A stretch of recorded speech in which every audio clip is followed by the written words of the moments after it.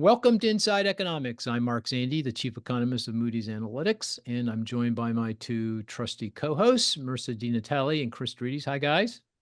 Hi, Mark. Morning. Yeah, you guys notice I've got a formula now for starting the podcast.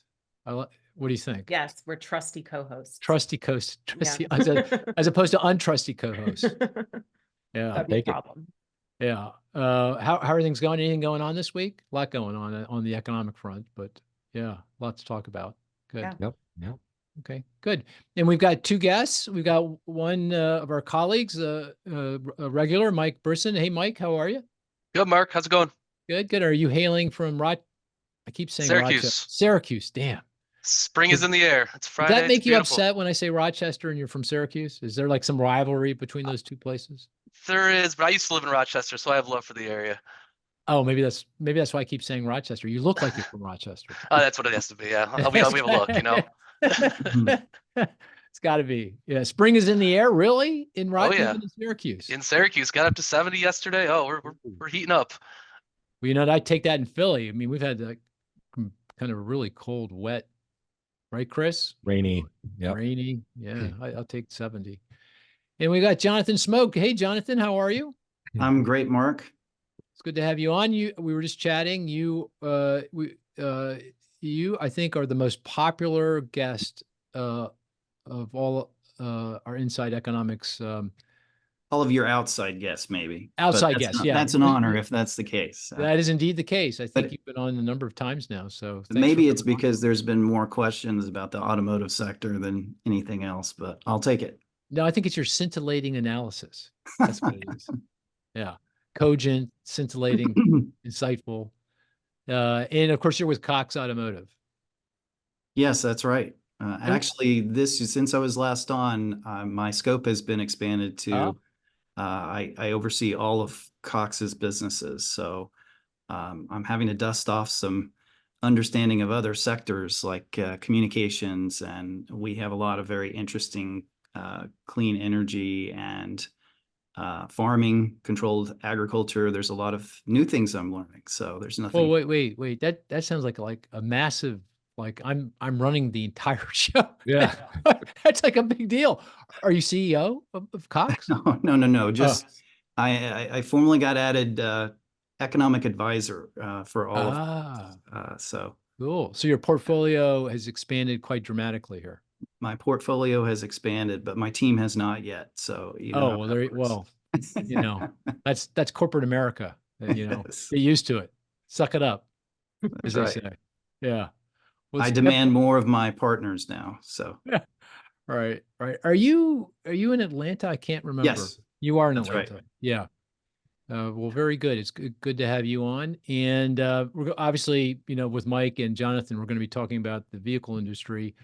A lot to talk about, particularly in the context of vehicle prices. They finally seem to have rolled over. Guys, am I right about that? They've rolled over. They're starting to decline. yes, Jonathan? Yeah. one could say that we're on the precipice of maybe a deflationary spiral. In Whoa. Ooh, we're going to fighting explore words. that, baby. fact. That's music to my, well, I guess you're in the industry, it doesn't sound so good, but if you're trying to get inflation back into the bottle, that sounds pretty good. Yeah. It does. All right, let's come back to that. Okay. Well, inflation is on the mind. A big week for the inflation statistics. We got the consumer price index, PPI. I think we got import-export prices, a bunch of price information. We usually have Matt Collier, another one of our colleagues. I always get his last name wrong. I got to remind myself it's Collier County, and then I get his name right. But Matt Collier, he's out today. So, Marissa, would you mind doing the honors? Would you kind of give us a rundown on the Sure. Big on the shoes numbers? to fill, but I'll try. Yeah, try. All right. So, as you mentioned, we got several different reads on inflation. Obviously, the biggie was the consumer price index for the month of April. It came out the other day. Good news for a change, right? It did not surprise to the upside for the first time in several months.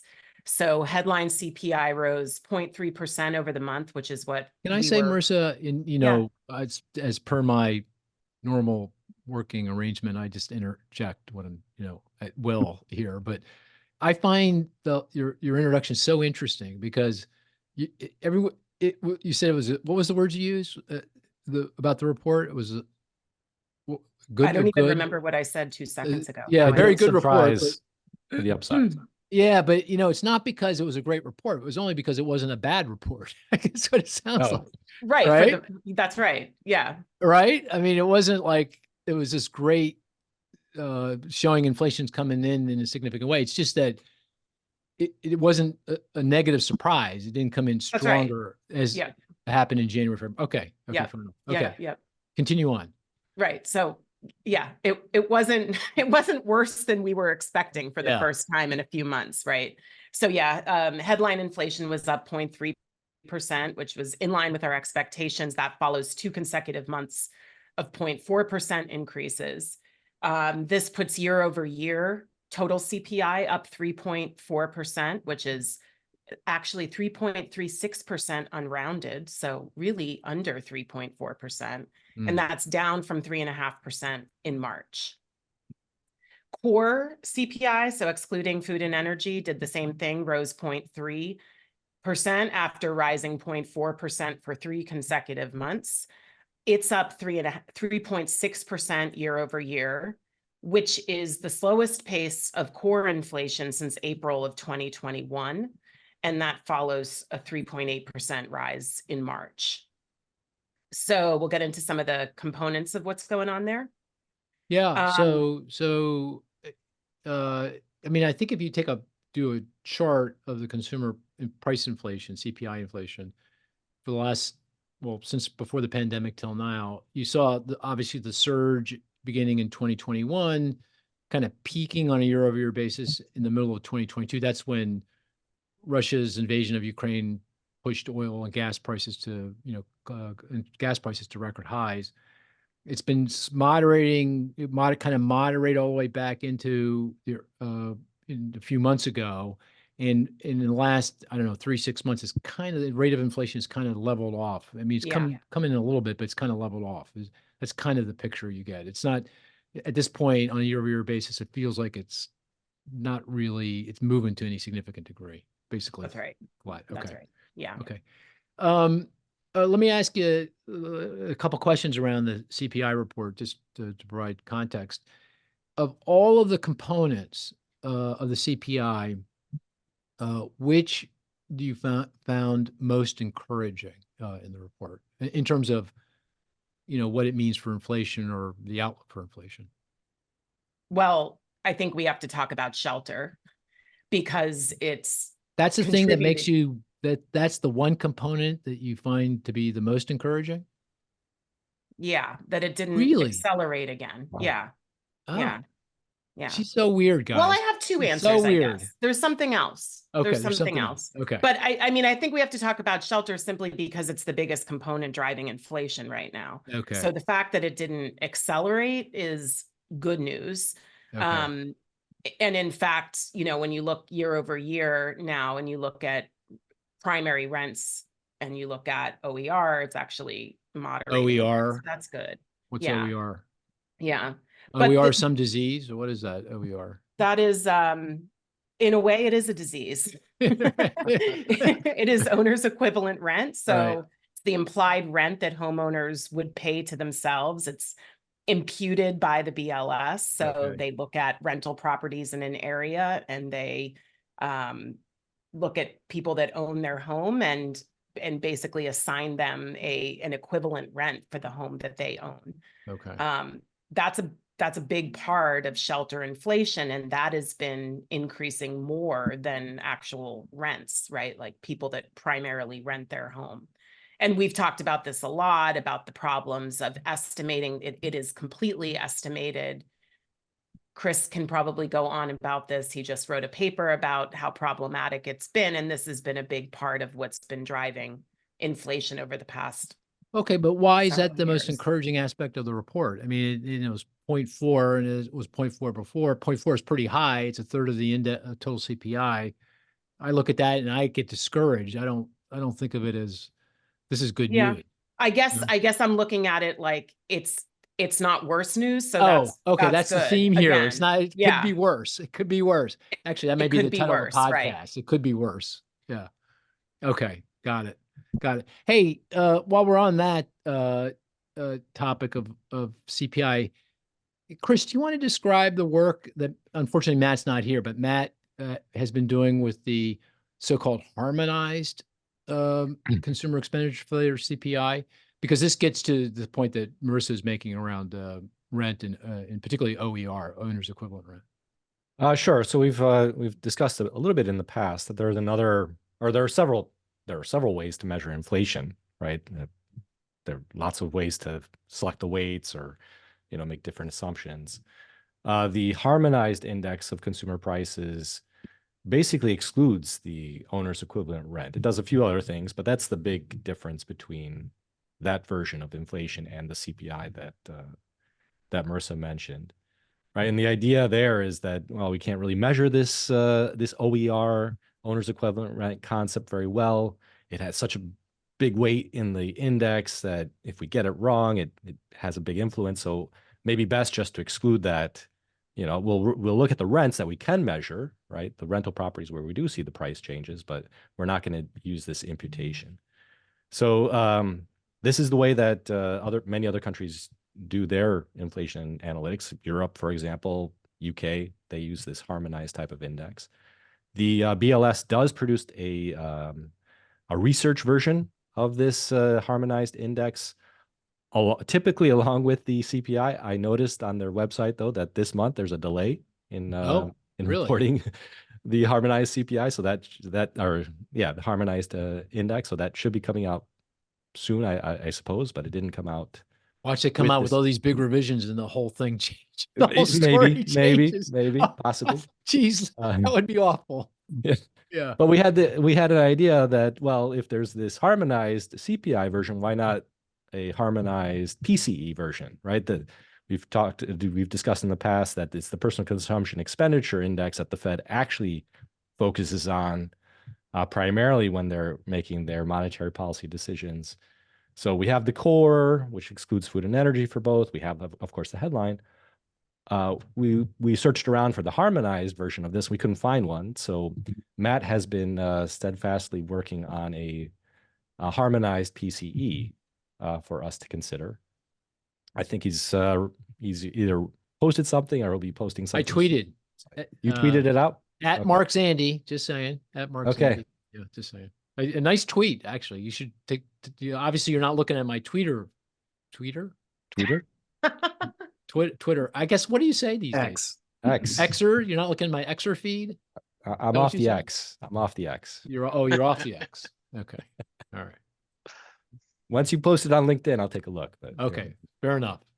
Sorry, I interrupted. So there you go. I think that's that's what he's been working on. He's published something there. It kind of, in terms of the trends, it's kind of showing a similar trend in terms of a much steeper drop in harmonized inflation versus what we see from either the headline or the core.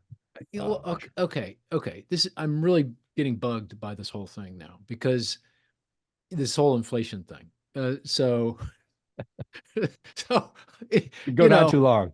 Yeah. I mean, in the context of what it means for what the Fed's doing here, the Fed's like, I'm not cutting interest rates until I got clear evidence that inflation is back to my target. Well, if I look at harmonized CPI, core CPI, or harmonized core PCE, core X food and energy, which is, what they do, because they're trying to smooth out, they're trying to get to the underlying inflationary trend, and food and energy prices go up and down and all around.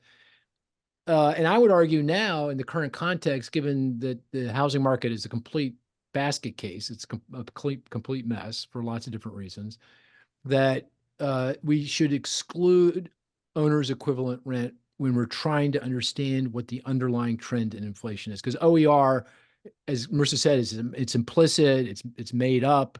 Even in the best of times, I'm not sure we measure it well, but in this time, we definitely don't. It's not providing any information whatsoever, in my mind, with regard to, the underlying rate of inflation. So you buy into that, and I look at by the way, as you said, this is the way much of the rest of the developed world looks at inflation, harmonized, because they say, What is this OER? How do you what is this? I can't measure this thing. I'm not even going to include it in my calculation. So we do that, and you look at it, and on a percent change year ago basis, the harmonized core CPI has been below or equal to 2% for 9 straight months. Now, you said I haven't seen the April data yet. Well, BLS better not wrong foot me here. I would say, or want to do, but assuming they don't, then 9 straight months. And then I go look at the core consumer expenditure deflator, the PCE deflator, harmonized core PCE, best measure of underlying inflation. It's been below 2% for 5 months in a row. And by the way, if you take the CPI and the PPI numbers that came out for the month of April, and you use that to forecast what the PCE is going to be when it's released for the month of April at the end of the month, it's going to be a 0.2% month-to-month increase. And year over year, the harmonized core PCE is going to be below 2% for 6 straight months. This is year over year. It's not 3-month annualized. It's not 6-month annualized. This is year over year. Okay. You with me so far? So here's the concluding statement. Aren't we at target? Haven't we accomplished what we need to accomplish? Aren't we back to underlying rates of inflation? Why do we need to wait around to cut interest rates? For what reason exactly? Okay, I'm going to stop. Chris, do you want to answer those questions, please? Credibility. Right? On. Okay, is that it? That's your best answer? That's all you got for me? That's the answer I would give. I'm with you. I've been an advocate of this for a long time, as you know, of moving to a harmonized index. But Mark, I'll add to it. Okay, Jonathan, you weigh in. Yeah. I'm definitely on your side on this, because I believe it also really obscures what individual consumers are experiencing in the economy. Great point. And we do a little exercise where we take the CPI numbers and we apply it to the basket of goods in the consumer expenditure survey for the income quintiles to estimate what the CPI is per income quintile. And I believe we're vastly overstating the level of inflation for homeowners, which is 66% of the population, who in fact are enjoying much lower inflation because they are not paying themselves owner equivalent rent.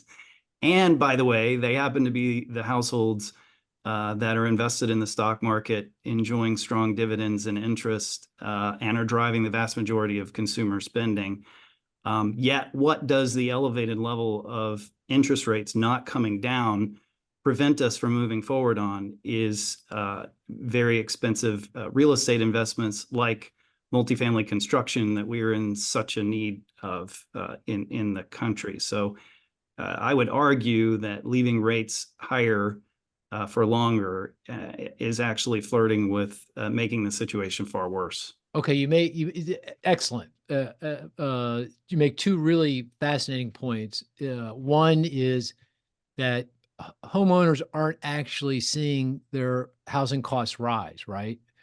Every American with a home with a mortgage has a 30-year fixed rate mortgage, maybe 15, and their monthly payment hasn't moved 1 iota.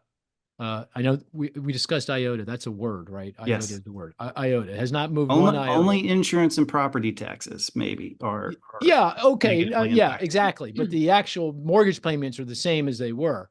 So, we're saying with the implicit rent that the cost of living in the house is rising actually 5-6% on a year-over-year basis. And the reality is, from a cash perspective, it's not rising at all for many homeowners, in terms of their mortgage payment. That's kind of weird compared to other goods and services in the CPI, right? Is there any other service? I guess like financial services, there are some implicit costs in the CPI that, we don't, there's not cash outlays, but this is the biggest one by far. And the other point you're making, really interesting point, you're saying, look, if we want to get the growth in the cost of housing down, we need more supply. We need more homes. And if you keep interest rates high, you make that more difficult for multifamily developers to get the capital they need to go out and build more rental units. Also, it contributes to the so-called lock-in effect, right? That homeowners with mortgages at a mortgage rate at 3 or 3.5 or 4%, they're not going to sell and go buy another home, getting a mortgage at a 7% where the current mortgage rate is. So it's affecting the supply in the existing market too, both in the new market, for rental and home ownership, and in the existing market. And all the Fed's doing by keeping rates up is exacerbating the very problem they're trying to solve. That's what you're saying. Yes. Yeah, Absolutely. Marissa, do you want to, now I'm doing a poll. I'm going to try to identify a person who disagrees with now me, Dr. Dorides and Ms. I don't, unfortunately. You I don't agree. You disagree with agree. you. No, yeah, I agree with you. Okay, agree. Okay, Mike, when Mike, here, before Mike answers the question, if Mike disagrees with me or us, he's probably right. We're going to have to rethink, because generally when he disagrees with me, he's right. He's right. But go ahead, Mike. Go ahead. I fall on the side of the credibility issue, and Okay. because All right, we'll come back to that. this is just changing the goalposts. If everyone is looking at the CPI and you say, "Oh, the CPI is not right now. We want to lower rates. We're not looking at the CPI anymore."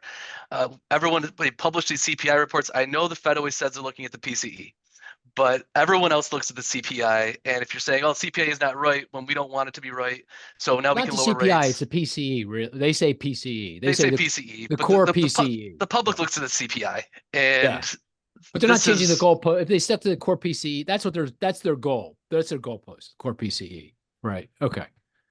I hear. But on the credibility issue, I don't think that they can. If we're still at 3.5% year over year, it's really hard to say, "Oh, let's lower rates," and maybe it's a change in the R star. What's to say that it's really hurting the labor market right now? Labor market still seems hot. It's low unemployment. There's reasons to think we don't want to go into that stagflation type of scenario, and keeping it here rather than pulling back on interest rates too soon, I think might not be the wrong play at this point. Okay. So we're basically saying it's better to be credibly wrong. Right. Well said. Well said. I hadn't thought, I wouldn't have thought of saying it that way, but that's well said. But if it's 50-50, credible wrong, credible right, I'll rather be credible than But let me have ask that you 50% chance. And Mike, I sympathize with this argument. I do. I mean, I do think credibility is critical, because that goes to inflation expectations, and we need to make sure that inflation expectations remain anchored, because that's key to everything. If they don't, then we got a problem. So I totally get you on that. I'm on board with that. But I would say this, why couldn't Fed Chair Powell, instead of calling out super core service inflation. Oh, I'm looking at super core service inflation, which, by the way, is completely bogus in my view as a measure of inflation, and say, well, hey guys, there's this thing called the harmonized CPI, or the harmonized core PCE. I think we should be looking at that, because that's a better measure of underlying inflation. And by so doing, he takes our eyes off of this bright, shiny thing over here that means nothing to a credible thing over here that means something, and get people thinking in the right direction, as opposed to not thinking in the right direction. And therefore, it makes it a lot easier for him to maintain credibility. He can actually ease more quickly than he otherwise would have if he sticks with this, super core thing over here. And super core is totally bogus, because it's a narrow piece of the pie, and it's got all kinds of imputed stuff in there, that are just very difficult to measure. So what do you think of that argument? I agree with changing the lip service, Okay. but changing policy, I wouldn't say now is the time. Yeah, and I wouldn't change the policy either at this point. I say but I would say two things. One, if we change what we're focused on, then it makes it easier to start easing sooner than otherwise would be the case. And the second thing I'd say is I would not sacrifice the economy to the altar of that 2% on core PCE if push comes to shove. If something's breaking somewhere, and by the way, if you listen to the last couple podcasts, we've been talking about things that could be breaking, under the weight of too high for too long, then they should not sacrifice the economy to that. Agreed? Disagree? Agreed. We should not be sacrificing the economy, but I'm not on the couch, so I'm living in. Yeah, making reference to the previous podcast. Yeah, very good. Yes. Okay, I'm going to ask the question again to the group, because Marissa did not give me a satisfactory answer. It was, what in the report makes you that made you feel better about inflation? Is there anything in that report? And you can't say vehicle prices because we're going to come back to vehicle prices in just a minute. But anything else? Anything else?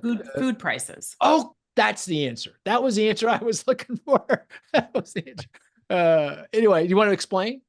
Yeah, they were flat over the month. And if you break apart, right, there's basically two segments within food. There's grocery prices, food at home, they call it, and food away from home, everything you buy in a restaurant, a fast food, a vending machine, a college dorm, cafeteria, right? So grocery prices, which have caused much angst over the past several years, fell over the month, and it's the third consecutive month with either negative or no price growth.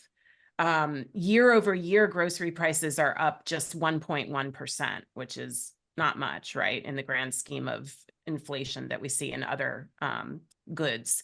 And just for a little bit of context, the post-pandemic peak in grocery prices was 13.5% in August of 2022. Grocery prices were rising 13.5% just, 2 years ago, right? So there's all different components that fell over the month. We always somehow the discussion always turns to eggs for some reason. Egg prices were down over 7% over the month. There's been these outbreaks of avian flu, which have whipsawed egg prices over the past several years. Food away from home, so the stuff you buy outside of the house, those prices rose 0.4% over the month. That was an acceleration over the prior 2 months. And over the year, they're up 4.2%. But they're also, which is high, but they're also coming down. The peak there was 8.8% in March of last year. So food, at least grocery prices, look like they're actually deflating over the past several months, which is really good news for consumers, right? Your average consumer that's consuming food and gas and these kinds of things. So that was going to be my second bright spot. Yeah, no, I think that's the one I would have focused on. I mean, I think at food at home, groceries, yeah, year over year, they're basically flat. They're zero. Yeah. I mean, food away from home, restaurants, that's up, as you said, 4%, I think. Yeah, over 4%, 4.2. Yeah, and that goes to mostly, I think, strong demand because people have been going to restaurants in the post-pandemic period, and labor costs. And wages. And minimum wage hikes, Yeah. and you saw the ones in California for Yeah. fast food restaurants. That's adding to it. Here, I have a question for you, though. So if you look at food at home, and I think this is the thing that really causes the disconnect between economists like me with all this happy talk and how Americans feel about the economy, because they're focused, many of them are focused on food, items that they buy on a regular basis. And if you look at food at home, it's flat on a year-over-year basis, but it's up 25% from where it was, 3 years ago. That's a big increase. So here's the question to you, and maybe to the group. Should we expect food prices in aggregate? I know there's different food items that, go up and down and all around, but in aggregate, should we expect food prices to actually fall? Marissa? I think so. Well, I think a lot of this hinges on what energy prices do and what gas prices do, right? They're very correlated. And when we saw the peak in food prices, it was right after Russia's invasion of Ukraine. It was right when oil prices peaked. So it really, because this is how food is transported around the country, it's mostly by refrigerated truck. So it really depends on what diesel and gas prices do, and energy prices have been rising. So I'm not quite sure that we should expect, a spike or a reversal, a major reversal in the trend, but this might be a bumpy road, I think, for the next month or two. It may not be a linear coming down like we see in some other components. Jonathan, do you have a view on that Autos. question? Should we expect food prices, at least in their totality, to come down, or is it a case where food prices go sideways for a long time, let wages and incomes catch up? I suspect it's more that, although I've heard some interesting talk about the I'm trying to remember what the class of drugs is related to Ozempic, but that there's Yeah, actually GLP a or decline in GLP or- demand for food. Oh, That's interesting. correlated with that, and Oh, that too interesting. could help keep food prices contained. Oh, that's an interesting point. Oh, There's yeah. there was one other thing that I would point out as encouraging in the CPI data, and that was motor vehicle maintenance and repair was unchanged, because we've been dealing with that component really following the early surge in vehicle prices. And I would argue that is a huge part of the insurance, the motor vehicle insurance, which is the other kind of problem in the CPI data so far this year. So let's go to before we go to vehicle prices, let me just turn to Chris quickly. Do you think we should expect food prices to come down, Chris, or is it more a question of they just kind of hopefully go sideways here? Yeah, I'd expect more flattening than More actual flattening. outright Yeah. deflation. Yeah. Other than the Ozempic argument, which that's a pretty interesting argument. The only other argument I've heard where you might see, I don't know if you see actual prices come in, but it keeps a lid on the inflation in the food, is margins are now for grocery stores are actually pretty wide.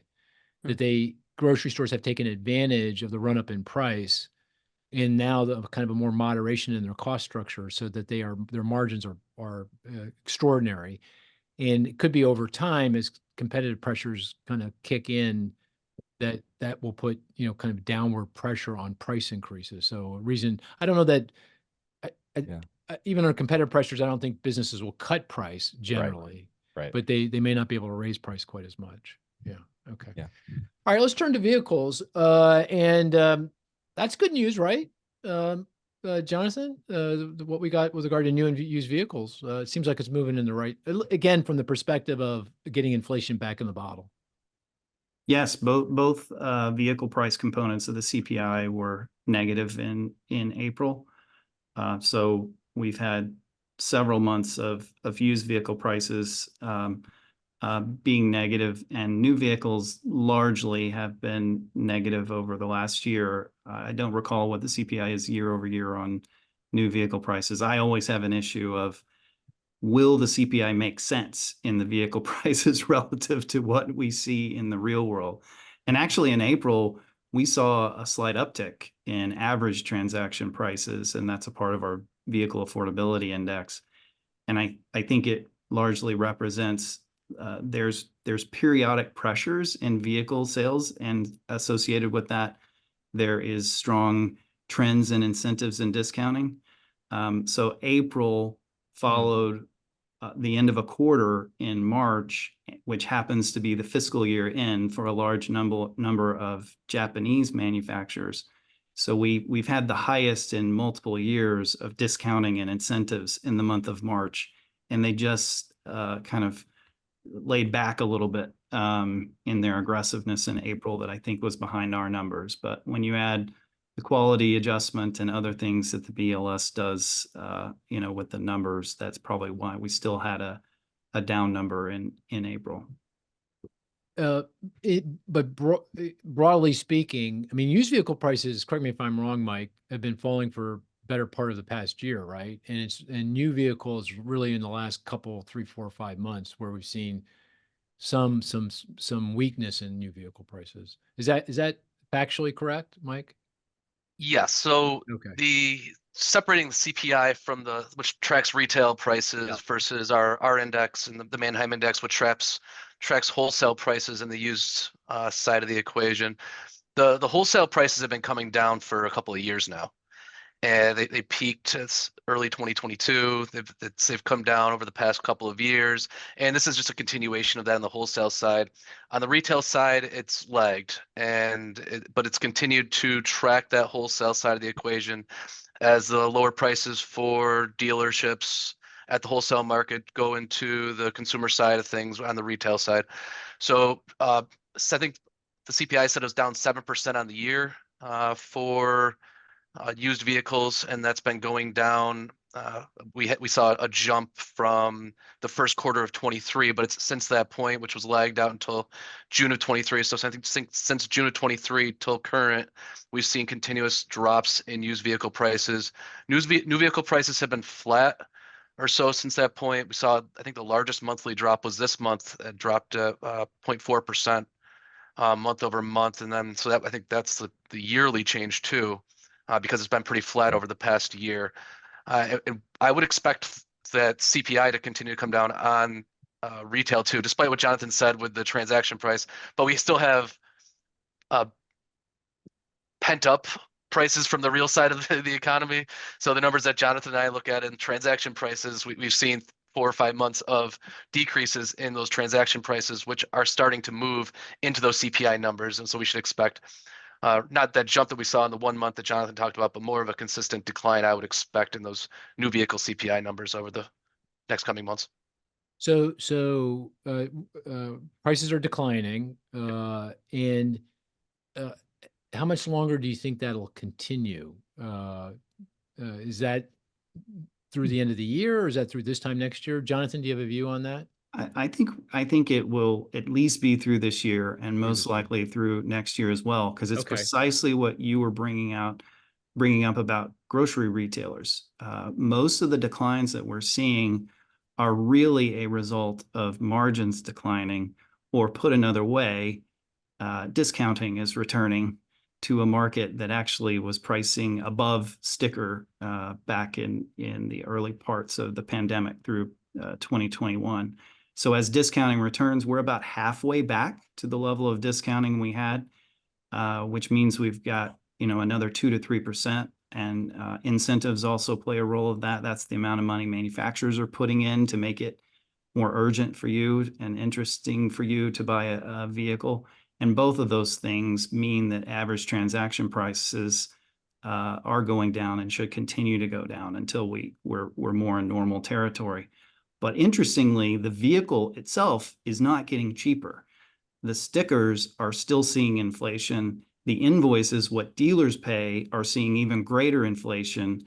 And that's reflective of, well, guess what, guys? We're paying more in labor. We've got more expensive technology and regulations. We've got a general skew towards vehicles that are much more expensive because you're catering to who's left and capable of buying new vehicles, which tends to be high income, high credit quality consumers. And it sort of reinforces that. And oh, by the way, we're preventing any inexpensive vehicles from entering the country with 100+% tariffs.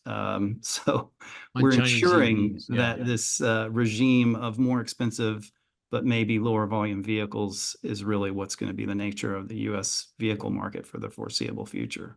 Oh, interesting.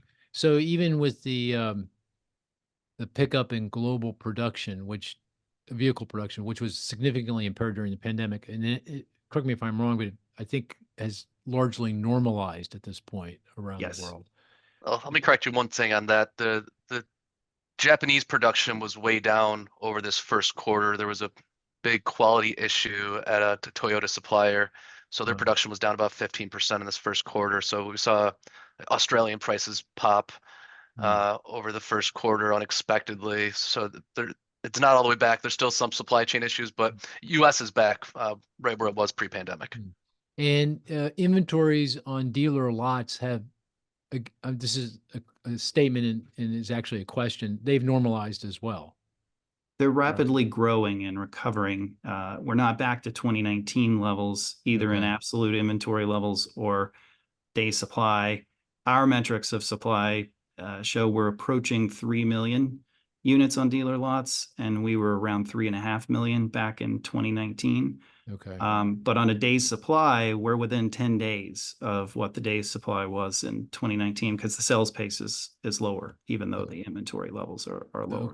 So not quite there. We're rapidly moving in that direction. If you look on the year-over-year change, we're increasing inventory levels by about 1 million units. So most of the recovery in production, with a little kinks here and there, like Mike was mentioning, has really been in the last 12 months. So all the latent supply chain issues are mostly worked out, Jonathan?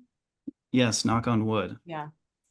Okay. Nothing new. And despite that, prices coming from the producers is they're still moving higher because the cost of production has moved up.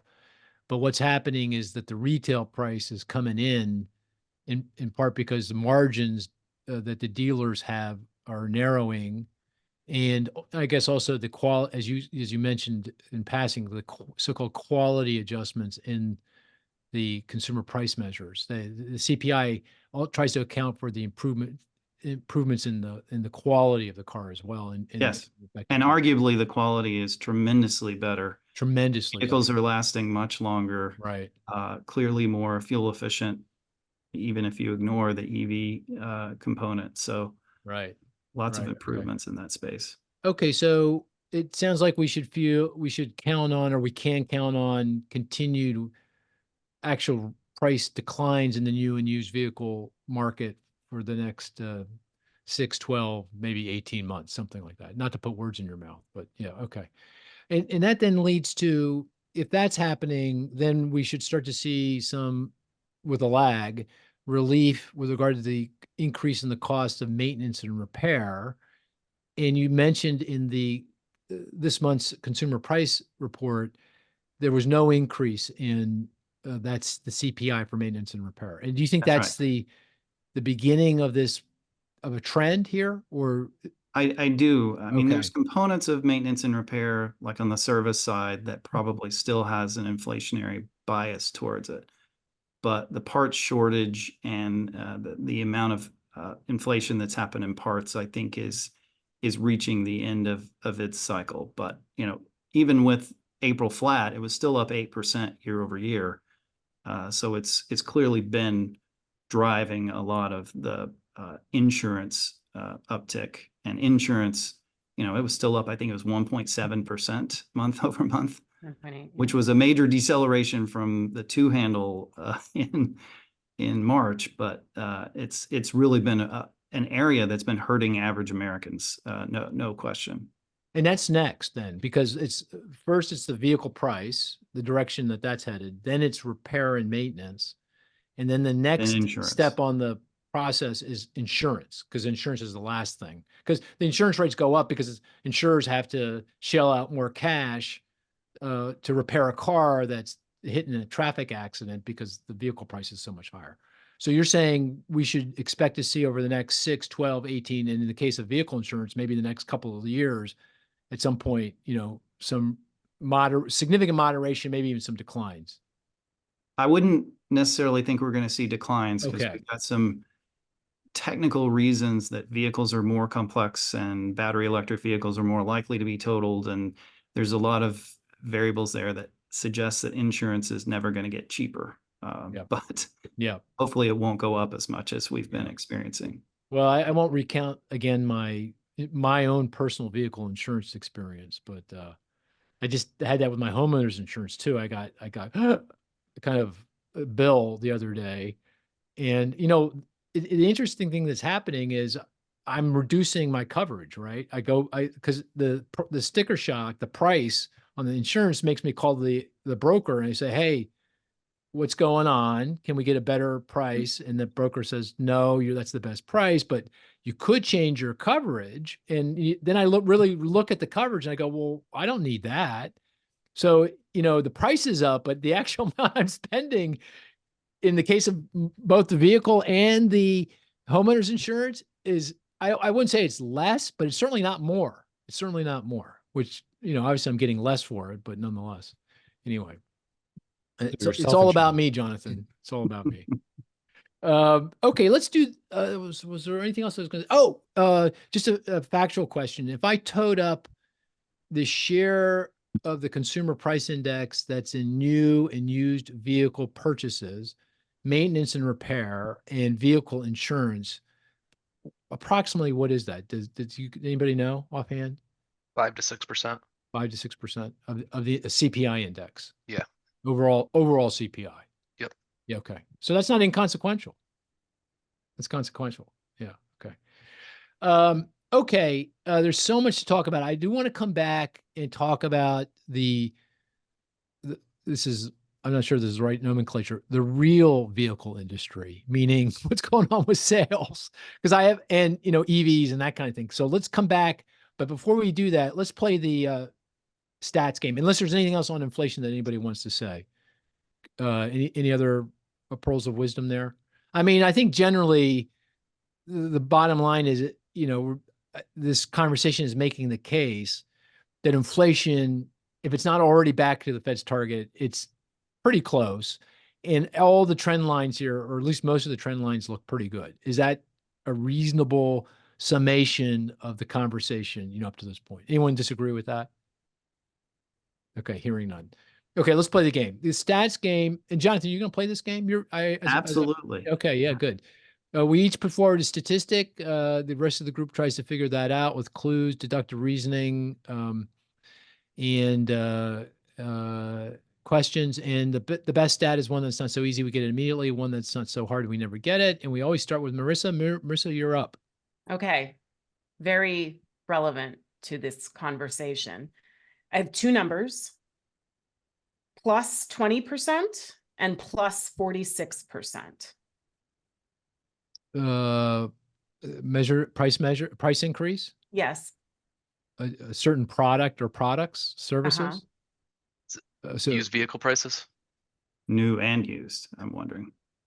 One she of them did is plus, they're up 20%. one of them is new. Compared to February 2020? Correct. Oh.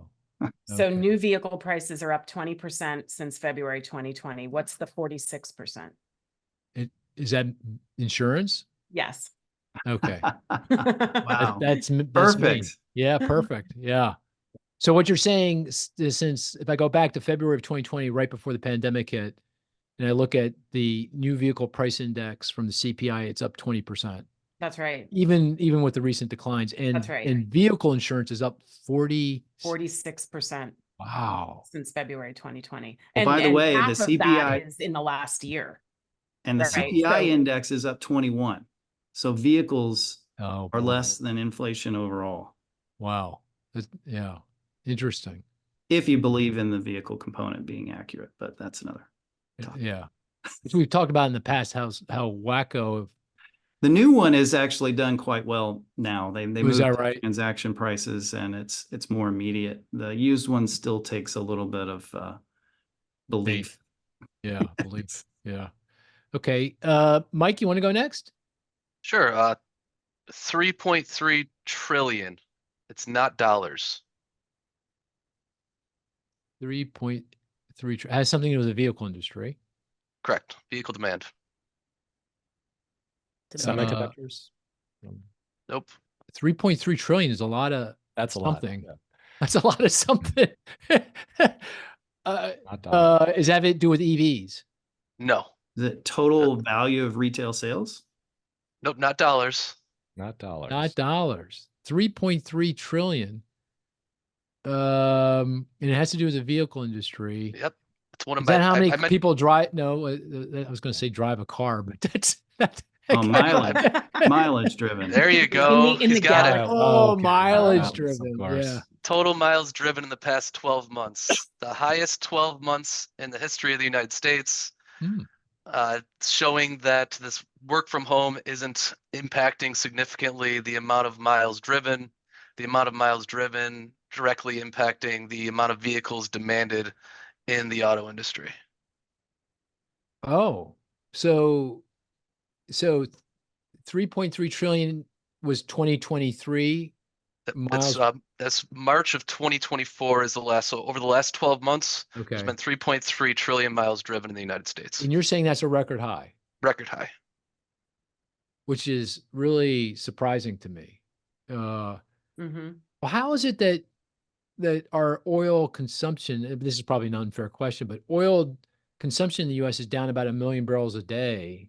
Fuel efficiency. Fuel efficiency. Yeah. Dramatic Fuel improvement. efficiency. Right. Right. The EVs and the hybrids. So even before EVs, Even before that. the change over the last for the decade leading up to the pandemic was enormous. In Trucks getting 20 instead of 12 miles per gallon. No, okay. And what you're saying is at the end of the day, and this is a lesson I learned from you when we were debating vehicle sales back in the teeth of the pandemic, what really matters to demand for cars is the amount driven, and we're back to driving And scrappage. and scrap it. Of course, scrappage, right? Yeah. Right.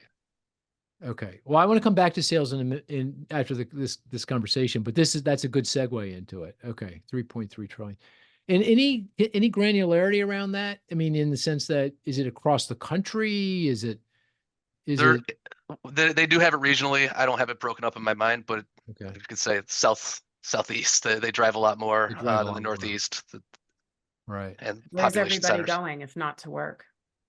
And there's studies out there that show that you drive just as much because you're not going to the city center. So if you need to pick up flowers or you need to get a haircut, you still need to drive from your house to do those things. Whereas if you were going into work, you just get the flowers on the way home from work. You just get your haircut while you're at your lunch break. You go to the gym. I know I used to see Chris at the gym every day at the Y across the street, but now you got to drive to the gym. So you're That doing blows those. my mind. Chris goes to the gym. I ride my bike now, by the way. I thought he was just a bocce ball player. What's this whole? Got to get in shape for bocce ball season. You know, it's highly competitive. I think the overall data also reflects that the way that the miles are being delivered may not be the historical way that we had an average of 12,000 miles per car, because when we look at vehicles like at Mannheim that are coming through, you really have the average, what I would say the average household vehicle is actually accruing slightly less mileage than it used to. And it's because we effectively are outsourcing some of our miles traveled to ride hailing services, goods delivery. So those miles actually also represent more vehicles coming to our homes and having to drive in two directions to the home and back, where your prior trips may not have incorporated that. So we've got some changes going on in miles. Fascinating. Well, maybe since we're here, let's talk about it. The thing that confuses me a little bit, if I look at new vehicle sales in the U.S., I believe, and correct me if I'm wrong, in the month of April it was 15.7 million units at an annualized rate, correct? Okay. And if I go back before the pandemic, it was a consistent 17 million per units per annum, give or take. But for at least a few years, it was almost like the industry was targeting 17 million units. They wanted 17 million units in sales. How come we're still, given the increase in mileage, I guess maybe the answer is scrappage and the point Jonathan just made, but why is it that we're kind of stuck at 15, and affordability is a problem, but why are we at 15.7 million? Why not back to 17 million units? Jonathan, you want to take a crack at that? Sure. I principally point to affordability. Affordability. Okay. We've effectively, when you look at the credit tier and income distribution data of who buys new vehicles, we've skewed to even higher credit quality and higher income. That, based on my math, has eliminated about 10% of what was the market in 2019. It's impossible for that 10% to buy today. So the market has shrunk. And I think we're struggling with the 16 million level because clearly the industry is not able to deliver there. If you plot the long-term trend of light vehicle sales for the full history, this is the only period in time where we've not been above the long-term trend, simple linear trend, without a recession. And I believe it's mainly affordability. But to Mike's point, scrappage plays a role in that too. Vehicles are lasting longer. So the good news is, from an affordability standpoint, vehicles last longer. The used car market is bigger and more important, and increasingly more people are principally buying used when they may have considered new, just 5 years ago. Do you concur with that, Mike, that assessment? I do, and then that goes right into driving up repair and maintenance. The older the car is, the more expensive the maintenance, drives up prices per maintenance. So in the same kind of dynamic is playing out in the housing market, and we have this Chris has come up with this concept of pent up households. We've got households that haven't formed because they can't afford to either rent or to purchase a home. So if you can't do that, you got to stay with your parents or double up with your friends.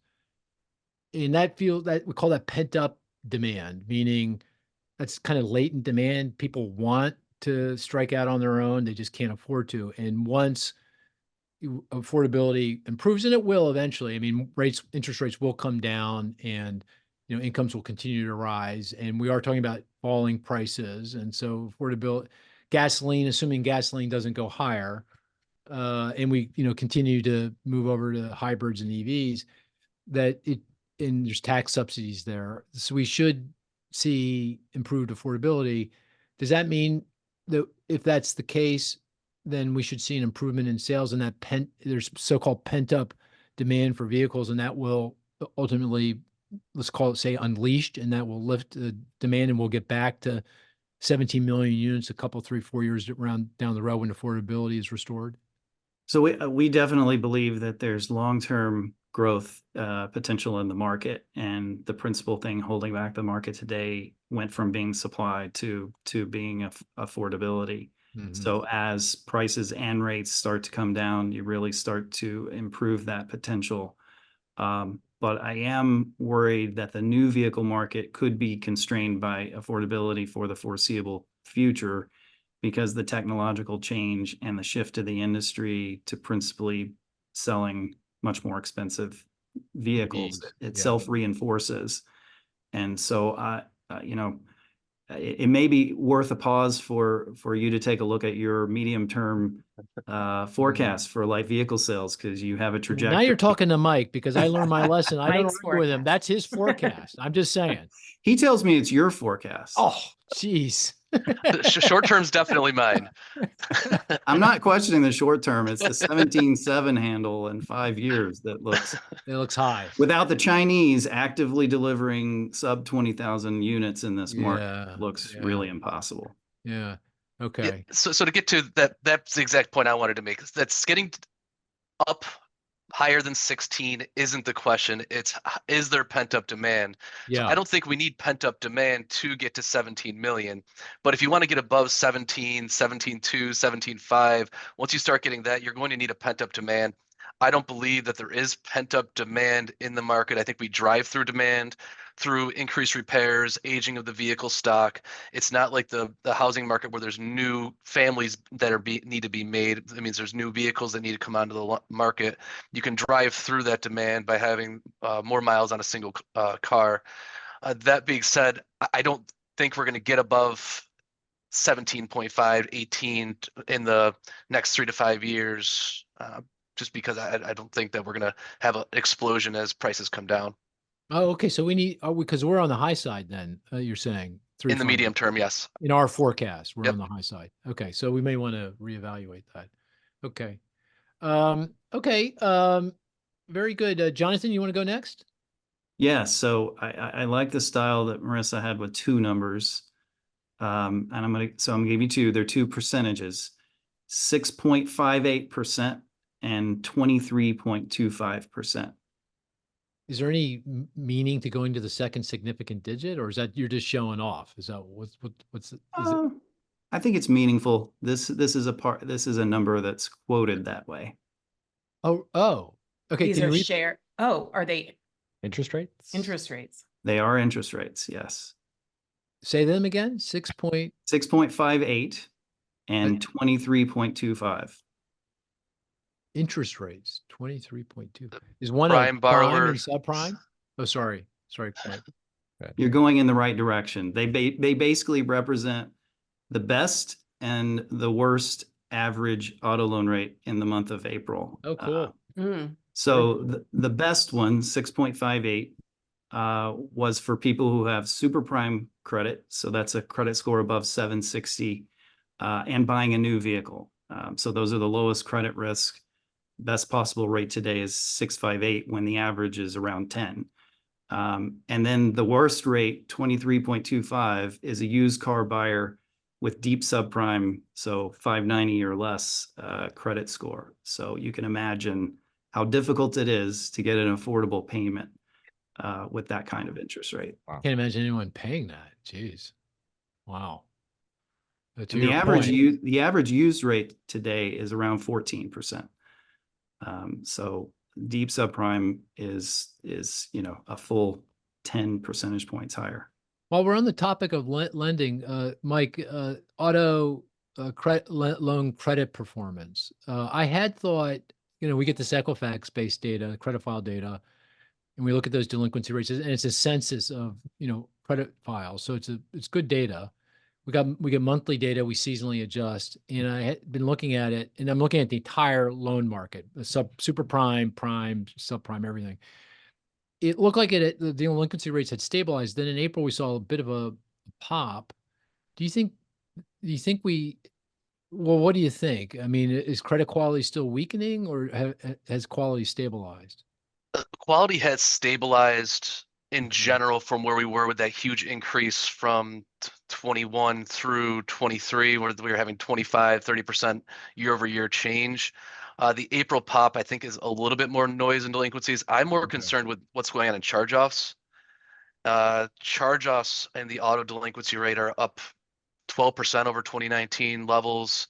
And they were staying pretty low or stable up until the past few months. So as you see these used vehicle prices come down, people have less equity in their vehicles, which means that this is going more towards charge off on your loan rather than selling it and paying off your delinquent loan. So this is a little bit more concerning for me on the auto credit side of things. You Yeah, concur, we Jonathan? look at the same data from Equifax, but we narrowly look at 60 days plus for delinquencies, and we had 2 months in a row, March and April, of 60 plus delinquencies falling. Oh. That's a usual seasonal tax refund season pattern. Mhm. So we're thankful that that was the case. But even so, the percentage of seriously delinquent loans was the highest in the month of March and the month of April in the history of the data series we have, which goes back to 2006. So it's actually, even though it's come down, it represents a level of stress in auto loans that is worse than in the Great Recession. And the big change I've seen last year, the silver lining was delinquencies were very high, but defaults didn't correspondingly reach even average territory. Yeah. But in the first quarter of this year, the default rate has more than normalized. It was at an equivalent, if you do an annualized pace of defaults, or think of it as repossessions, in the world of Manheim, we were at the same level in March and April that we had in 2010. In the worst of almost the worst of the Great Recession. 2009 was a little worse. So there's a lot of stress on the loan side. And it's exactly why Mike explained. Mike, though, I listened to everything you said, and then I kind of went to the bottom line, but I think things have stabilized. I'm a little worried about repossession charge off because the value of these vehicles are now falling. There's less or no equity in the car, and therefore people are more likely to turn the keys back. Do you concur with that view, Jonathan, or are you more pessimistic than that? No, I concur with the view. You do? Okay. Because the market is very constrained in supply, and historically, auto loans are written for this. What we're seeing is, yes, a slightly elevated relative to normal, but it's definitely within the bounds of what the lenders are pricing for. And by the way, their yield spreads, even though the performance, their yield spreads are the widest, at least in the history of our data. So they are prepared for this.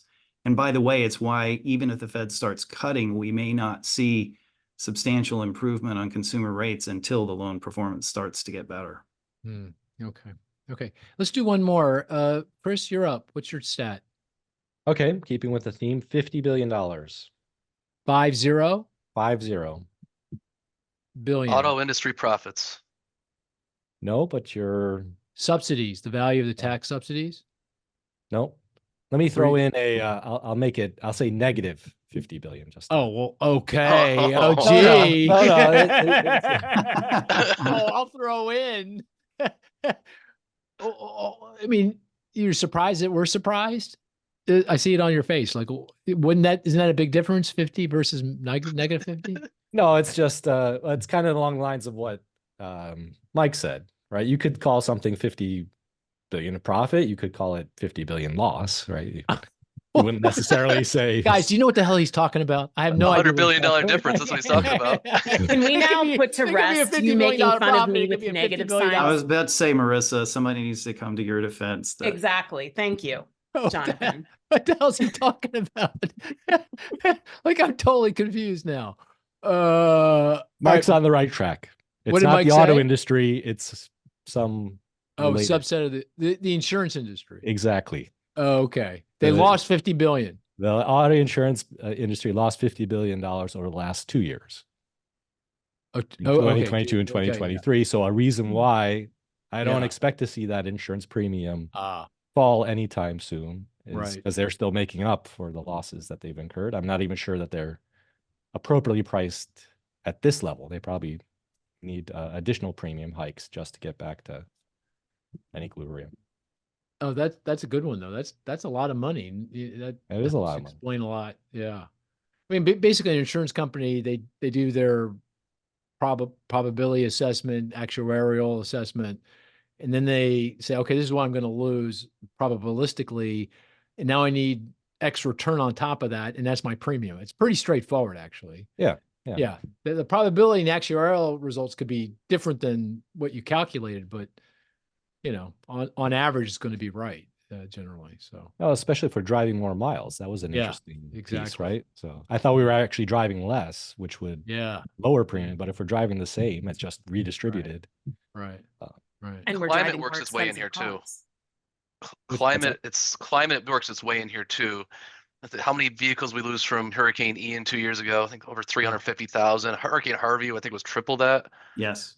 So I can almost guarantee we have a weather event between August and November where we lose more than 50,000 vehicles. Also, the hail, right? I mean, Yeah. I mean, like these hailstorms are pretty bad. Like here in suburban Philly, we're not going to lose it to a hurricane, but we could lose it to the cars could get damaged by hailstorms, no problem. Okay, very good. We're kind of towards the end of the conversation. I want to end it this way. I want to give you kind of our forecast for inflation, and then I'll turn it to the group and see whether you think that's a reasonable forecast or you think we're being too optimistic or too pessimistic. So in terms of the core consumer expenditure deflator, so I'm picking on that one because, again, that's what the Fed is focused on in setting its 2% inflation target. That's through the month of March, growing year over year 2.8%. And we have in our forecast that coming back down to the Fed's target by mid 2025. So a little over a year from now, we're back to within spitting distance, give or take, a tenth or two. Not that means the Fed's going to wait till then to cut rates, because they just need enough evidence to know or feel confident that we're headed in that direction. So I would expect that to be them to cut rates well before that, but that's the kind of the trajectory for the forecast. Marissa, what do you think? Is that would you take the high, the low, or are you on board with that forecast? I'm on board with it. You are. I think if we're wrong, it's going to be later, right? It's not going to come down that quickly, but I think as the baseline forecast, I'm on board with it. As you mentioned, most things are on a downward trajectory here. So I'm with you. Okay. And do you think people's perceptions about the economy are going to thus steadily improve here because inflation's coming in? People's perceptions of the economy are very out of whack with the economy, I think, right? I mean, if you look at these sentiment surveys and you look at inflation expectations, ask people what they're going to be a year ahead. We saw that last week with the University of Michigan. They don't think inflation is going to change at all over the next year. They think it's going to be right where it is. So I don't think that people are accurately gauging what's going on with inflation.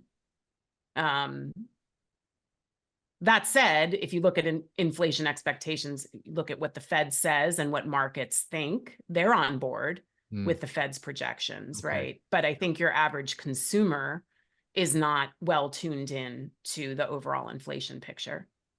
Okay. Jonathan, what do you think about that forecast? I'm on board, and in on fact, board. using it for my forecasts. So Oh, that's right. That's right. I Yeah. put it where it means something. I believe it makes sense, and I totally agree with Marissa that if anything, maybe there's some slight timing differences to it. But I will flag that the one thing that I'm becoming more worried about is we do quarterly surveys of dealers, and we did a corresponding survey of consumers this month that we're going to be releasing next month, and there is some irrational, crazy expectations of what's going to happen with rates and inflation based on what people are assuming will be the outcome of the election. Oh, interesting. And if that's the case, even if it's irrational, those expectations could drive some realities that we have to deal with. Are you at liberty to explain that a little bit more? I mean, Yeah, suppose. basically, it depends on your political perspective. Right. For those that are skewing towards saying that they support Trump and they believe Trump is going to win, they believe that interest rates and inflation are going to fall dramatically as soon as he's in the White House. And all of our forecasts for rates and inflation suggests a specific trajectory. But if you think about that in the vehicle market, it relates to my deflationary spiral concern. Then if it comes to a vehicle purchase or a home purchase, and you believe that rates and inflation are going to be dramatically lower in 6 to 12 months, then the rational course of action is to stop purchasing and delay purchasing until that works its way through. And even if you're talking about less than half the population, it's enough to move what's happening in the auto market and housing and consumer spending. That is fascinating. And I'm used to been through a few of these cycles before, and presidential elections should mean nothing to the macro forecasts. And so you're saying in the surveys, when people say, oh, I support President Trump for re-election, they're also of the view that whatever the mechanism is, when he's elected, soon thereafter, inflation and interest rates are coming down. That's right. In a meaningful way, and therefore you're concluding from that. If you ignore the political alignment, it basically says the majority of people think that the election outcome is going to have a significant impact on the economy. Yeah. So we in the profession don't believe that. So the other side of that, Jonathan. So do people believe that if Biden is reelected, what happens? Interest rates go higher or don't change? I think that they don't change. I think it's more the perspective they don't change, and we're still dealing with inflation at a higher level for a longer period of time. It's probably the net conclusion, but frankly, I just started reviewing the data yesterday, and I've just been troubled by it ever since. So I had to share. I had to get on my own couch. Yeah, that's pretty interesting. And this was a survey of dealers, you said, or? So we do a quarterly survey of dealers that we use for what we call the dealer sentiment. But then our research team did a corresponding view of consumers of the same questions about interest rates, inflation, and the economy overall. Interesting. Okay. Yeah, that's a little, okay. Hey, Mike, what do you think about the inflation forecast? I think it works well with the employment forecast. Our outlook for employment's very strong going in the near future. So that's going to have the Fed be able to lower interest rates as CPI comes down. If anything, if it'd be higher for longer, in my view, under our current employment forecast. But the risks are weighted because in the case that there is a recession, we would be much lower, much faster. Yeah, yeah, you're right. I mean, the forecast is based on the assumption the economy continues to do what it's been doing, meaning growing, low unemployment, jobs, and certainly no recession. Yeah. Yeah. Okay. Fair enough. Chris, what do you think? Yeah, I think it's You're on reasonable board? and it's consistent with the rest of the forecast. So we're all going down then. That's what it means. We're all going to be wrong. No? Yeah, probably. But we'll be credibly Okay. wrong. We'll be credibly, Yes, credibly incredibly wrong. Yes, which is according to Mike, the important thing that we're credible, that we're credible. Yeah, we're credible. All right. Well, that was a wonderful conversation, Jonathan. I want to thank you for, coming on again. We always learn so much and I really appreciate it. Mike, as well. I like teasing you, but I do it from a point of deep respect, and I'm not joking. I'm not joking. You should know, Jonathan, early on when we started working together, I would like override him. He'd say this and I'd say that. And I learned quickly everything he said was actually right. I'm not arguing anymore. I'm not It's arguing good with to this have guy people anymore. like that on your Yeah, team. I know. It's pretty good. Okay. Anything else, guys? Marissa, Chris, Mike, anything? No, we didn't get to Marissa's car. Next Oh time. yeah, let me just Oh. thank Mike because so I consulted. Oh, with she had a new Mike. car, right? Yeah. And Mike, remember we were talking about it a month ago, and I asked you what I should do, and he said, lease an EV, and so I did. That's And right. I'm thrilled. And by the Got it. way, to that question of waiting, I get people asking me, is this a good time to buy? There's no question. It's a great time to lease an EV from many of the brands that are providing some very attractive lease offers. So if you're interested, Incentives, cheap prices, you can't go Yeah. wrong right now. tax credits, yes. Can I ask, and maybe this is an unfair question, which EV would you?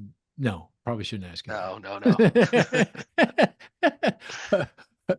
But I'm not doing that. I'm known as a last mover. I move Yeah, last. I heard the podcast with your rental experience. So Oh yeah, I'm plug-in definitely a last hybrid, mover. Mark, plug-in hybrid. I know. Good opportunities there. Yeah, you're Baby right. steps. Baby It steps. seems Baby like they're step. making less of them though. Like, It's a very small portion of the market, but they're actually growing. So more are coming online. okay, because when I was looking for cars, one of the cars I test drove was a Audi Q5, which is the plug-in hybrid, and they told me they're discontinuing it, Oh, interesting. Huh. Really? which I was surprised. Yeah.